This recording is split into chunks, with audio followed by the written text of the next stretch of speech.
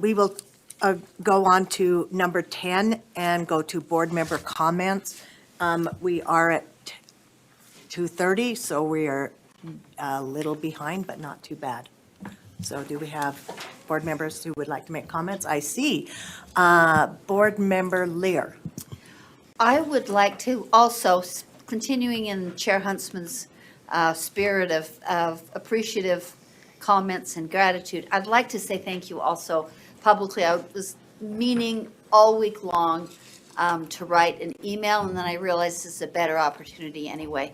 Brent and Janet, board members Cannon and Straight, and myself were able to go to the NASB conference in Washington, D.C.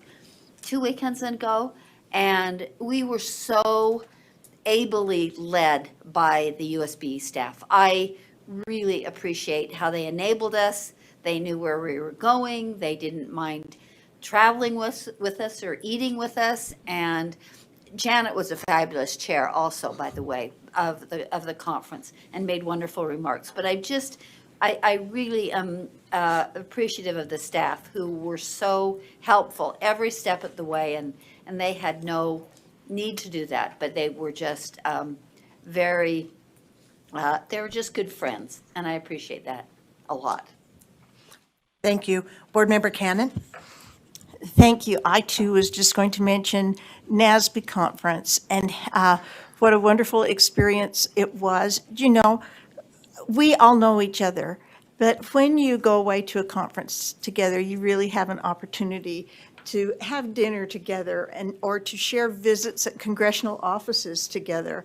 And we were able to do that. We hooked up with Sid and several members of the staff and just, I think, totally enjoyed it.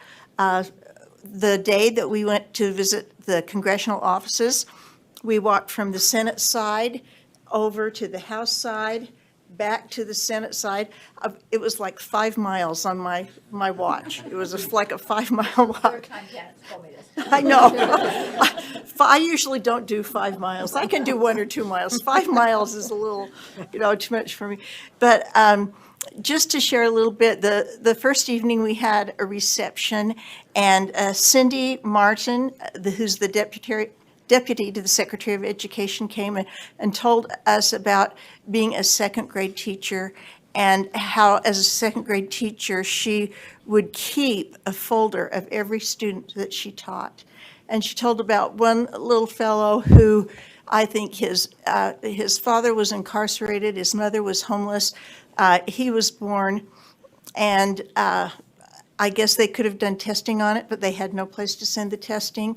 And he ended up suddenly dying from sickle cell anemia that I guess could have been diagnosed if it hadn't been for the terrible parental situation.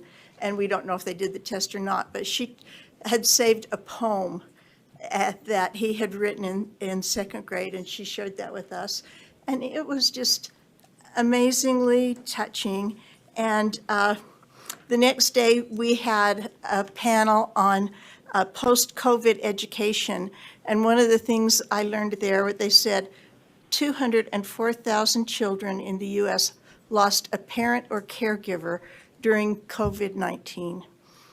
And I think that has real repercussions to us as we look at educating these kids and being aware of the challenges that many of them face.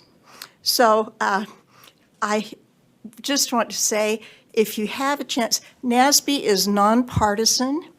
We don't lobby. If we ever take a position on anything, it comes from our Public Education Positions Committee, who present it to the body, and it has to be voted on by all the member states of NASB before it even becomes a position. So I think we're there to create consensus, and we're there to look at all points of view and to share our experience and what we know as state board members across the country. So thanks for these good people that came. Thanks for the staff that was so kind to us, and for the opportunity to attend. Thank you, Board Member Cannon. Board Member Earl? Yeah, just two things. over the last little bit, I've been kind of studying about resiliency and what that looks like and the research associated with it. One of the things that has stood out in my mind is resiliency is not just teaching kids how to overcome hard things. Resiliency actually has to do with the environment. It has to do with upholding certain social values. It's a broad narrative, and all those contribute to resiliency, not just I can do hard things, which is often the way it's portrayed. This correlates directly with our portrait of a graduate. And in this regard, in the left-hand corner of Portrait of a Graduate, it states, take my glasses off, that these are aspirations not necessarily meant to be quantified and measured. These characteristics begin at the home and are cultivated in educational settings. And my point in just drawing attention to this is sometimes we, in education, like to take something and to break it apart into all the little minute pieces in such a way that it actually loses its appeal. And we think if we can hit this one piece, that somehow that one piece is going to make all these pieces come back together. And I guess as we're working through, because I sat in a couple of meetings where the information was gathered for Portrait of a Graduate. And these are aspirational. These are things that we want from all children, from all adults, actually. As I read them, I think, oh my goodness, we need to be working on these as adults. But my point is I hope we're not so focused on pieces that we break them down to where we lose sight of what we're actually doing. And I would just caution us, when we put that disclaimer in there, we did for a reason. And that if we're not careful, we actually lose sight of what we're doing. And I just encourage us to be real cautious and make sure we're considering that whole element in such a way that we're not looking beyond the mark, so to speak, and that we aren't trying to move things so much so that we complicate things. We make it harder to actually measure or do things, that we kind of pull back and go a little more simple. Something easier that all can understand. Anyways, and I'm sad I missed out on NASB. That's all I'm saying. So thank you. Thank you, Board Member Earl. Board Member Booth? Last night, I had an opportunity to spend a few minutes with Mike McKell and his son, Dallin. And it was an interesting discussion because at one point he turned to his son, he said, Dallin, what are the four branches of government in the state of Utah? And I'm thinking, okay, well, I know the executive and legislative and judicial. What is the fourth one? And he just piped right up and said the Board of Education.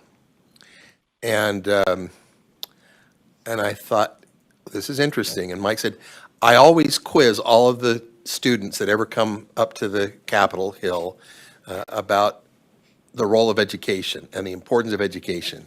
And he said, Article 10, have you read that recently? I thought, no, I haven't read Article 10 recently, but I did this morning. And I'm just really grateful that in the state of Utah, that education is deemed so important, and the several times that we applied for statehood and were denied, there was concern about education in Utah because of all these crazy Mormons, particularly. Being one of those crazy Mormons, I recognize how important it is that we are open to the needs of every child and every parent and every family in this state of Utah. And I just wanted to say, after the discussion last night with the McKells, that I'm grateful for the opportunity to serve with you. And as we contemplate our role, there's no question that we could keep busy. We're really good at having long meetings and trying really hard to stay on task and get through all the things that need to be done. But I'd be really excited for each of us to do some contemplation on what does it really mean for kids in the state of Utah, for families in the state of Utah, for us to be a fourth branch of the government in the state of Utah? Are we accomplishing from an aspirational, from a nuts and bolts perspective, all that we could and can do for the children that we have the opportunity of representing, and the parents and families that we have an opportunity to serve and to work with? I'm just grateful for this opportunity and know that in our state, education is a priority.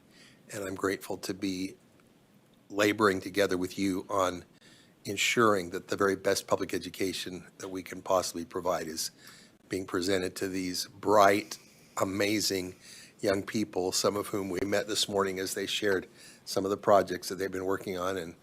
And of course, they've got projects going in all fields and all areas of, all content areas, all endeavors. They're just great kids. And they are, many of them, hurting and under-supported. And we could probably labor all our days and still not accomplish everything that needs to be accomplished. But I'm just recommitting to being a part of this fourth branch of Utah's government with you, and we're going to do everything we can for those kids. Thank you. Thank you, Board Member Booth.